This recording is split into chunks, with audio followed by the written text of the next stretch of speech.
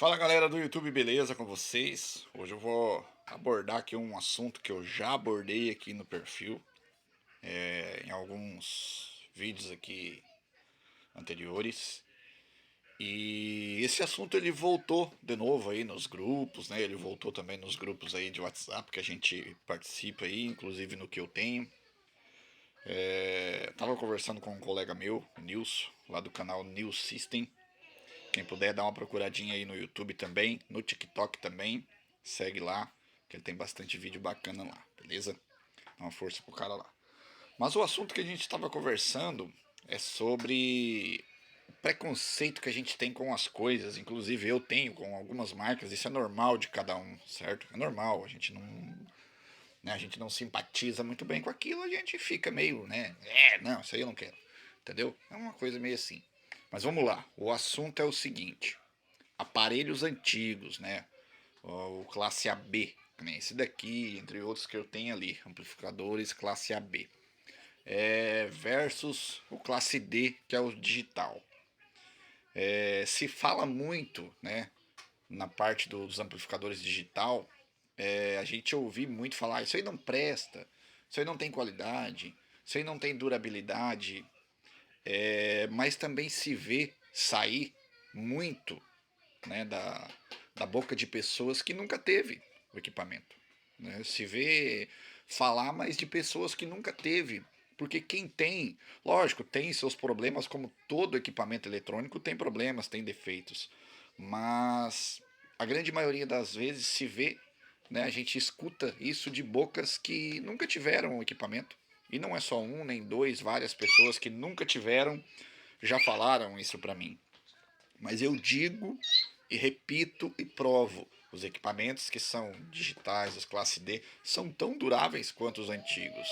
Até porque, se você pegar um equipamento desse daqui, como está na tela para vocês, que ele tivesse caído na mão de um cupim de eletrônica, um cara que fosse botar para moer todo dia, sentar o cacete nele, volume no tala toda hora, mano, é pouco tempo ele ia se entregar também, entendeu? E os equipamentos digitais, eu tô por dizer que eles ainda são mais resistentes do que os antigos. Veja bem, o que, que saiu aí de 2015 para frente? SH2000, aparelhos super potentes, com alto-falantes de 15, de 18 polegadas, né? Aparelhos monstruosos na potência, no grave. Pode ser que não tenha aquela afinação absurda na qualidade do som? Sim, pode ser que sim, né? Se salva aí alguns aparelhos que eu já tive que são bacanas, mas a grande maioria tá no meio termo. Mas agora falar de durabilidade, que não gosta por causa que não dura ou porque é ruim, isso aí é meio demais. A pessoa teria que ter o equipamento, teria que escutar o equipamento e por um bom tempo. Não basta ter uma semana já vender e dizer que não presta. Teria que ter por um bom tempo, assim como eu tive e como o Nilson também tá tendo umas experiências bacanas lá. Eu sempre falei para ele: Nilson, o dia que tu pegar um GPX7, tu vai ver que é um aparelho bom, é um aparelho bom de grave, ele é um aparelho bacana. Lógico, a mágica toda acontece, geralmente nesse tipo de aparelho, a mágica toda acontece de um certo volume para cima, certo? Mas são ótimos aparelhos. Eu tive aqui LG, eu tive aqui Panasonic, eu tive aqui GPX 7, tá? Só GPX 7 eu tive 3 aqui, certo? Eu tive problema com um GPX 7 só porque veio bichado. Aí eu peguei para conserto. Mas os outros aparelhos eu não tive problema com nada. O meu Panasonic, o Max 750, acho que era, tem vídeo aqui no perfil, pode procurar. Cara, um aparelho de 2012, 13, ele tava dentro de uma academia, cara, tocando no talo quase todo dia. E não tinha, sabe, não tinha sido feito nada de intervenção nele. Até porque que foi eu que abri a primeira vez para poder fazer limpeza naquele aparelho.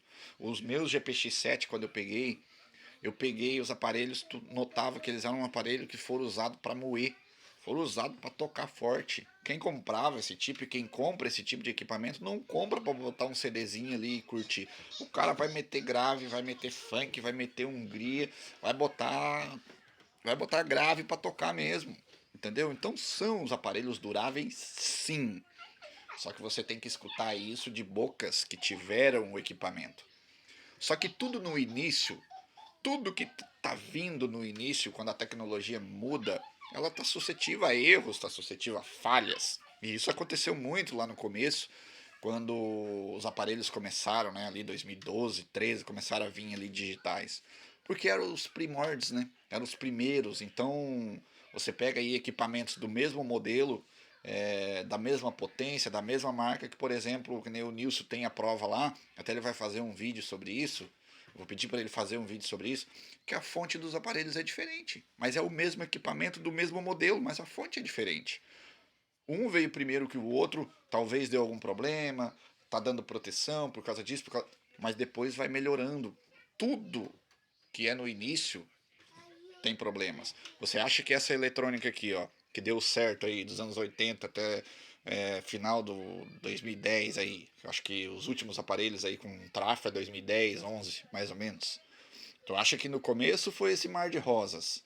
Não, não é assim não. Tudo tem um começo, tem os erros, tem os acertos, só que tem que saber usar o equipamento também. Você pegar um equipamento desse daqui, começar a moer ele todo dia, pouco tempo, tchau. Bobina de alto-falante, amplificador, tudo vai cansando muito mais rápido, certo? Agora tem que prestar um pouquinho atenção no que está falando, né? Não basta simplesmente olhar a cara e o focinho de um aparelho, de um equipamento de áudio e dizer que não presta porque é digital. Não presta porque é digital, beleza. Aí você pega aí os amplificadores de som automotivo. Hoje é tudo digital, amplificadores com 20 mil RMS de potência. Eu já mexi bastante com som automotivo. E os amplificadores antigos, aqueles transistorizados, os MOSFETzão que rapava até o tacho de uma bateria dentro de uma hora tocando, não chega nem no... Nossa, tu tá doido, cara? Não dá nem para comparar com o amplificador digital. Hoje você pega um módulozinho aí de 800 RMS, um Taramps, um som digital, ele é menor que uma caixinha dessa daqui. E toca valendo. Aí os caras vêm dizer que não presta. Não presta por quê? Porque simplesmente nunca teve, não pode ter, ou sei lá, preconceituoso mesmo com as coisas. Tem que analisar bem, né? Então, é tudo assim, ó.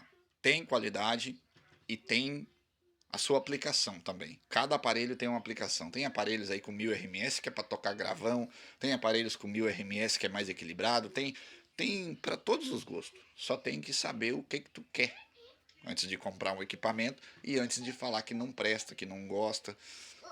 Sobre o gosto pessoal, até isso aí não se discute, né? Tem gente que não gosta de caixa de som com LED, né? Que eu também não sou muito fã. O único aparelho que eu acho com LED bonito, né? Com LED nas caixas que eu acho bonito é o GPX7. O resto eu acho meio fuleiro mesmo. Mas sobre a parte de áudio e durabilidade, tinha que ter o conhecimento de ter o aparelho na mão antes de falar qualquer coisa.